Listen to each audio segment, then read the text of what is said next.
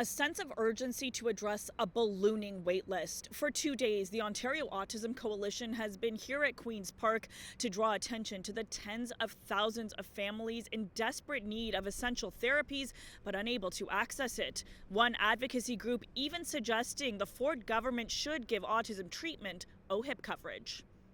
Autism treatment is medically necessary, and people should be using their health cards. It is being described as a glaring injustice that in 2023, 60,000 children in Ontario still can't access adequate, clinically relevant autism services, a number that has almost tripled since the Ford government took office in 2018. These are not just statistics.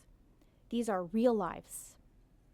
These are families with real challenges. What do we need? Needs-based therapy! After a rally on the front lawn of the legislature Monday, the Ontario Autism Coalition calling for solutions Tuesday beyond just funding. Advocates want the Ontario Autism Program to be more accessible and easier for families to understand, and for consistent, up-to-date information from the Ministry of Children, Community and Social Services, which oversees the massive file. Families are confused, unable to resolve administrative issues.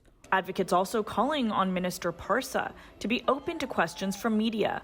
On Monday, he would only say this. We doubled the funding of the Ontario Autism Program, as you know. We further increased it this year. It's not nearly enough to serve all the families. As you know, going to ask for an increased budget? So as you know, that this year we further increased that by an additional 10%. New data shows the number of children with autism currently receiving publicly funded therapies has only just returned to the level it was 5 years ago before the Ford government made changes.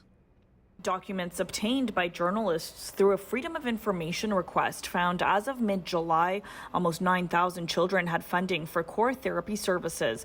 In 2018, when the Liberals were still in power, more than 10,000 children were receiving needs-based services. We have thousands of children who have now entered into and will continue to enter into the school program, into the school system without any services. And so we're moving the problem from one place to another. A problem taking a toll on thousands of Ontario families. We have been forced to become the entire medical system for our kids by ourselves, and we are tired. We are so tired. For City News, I'm Tina Yazdani.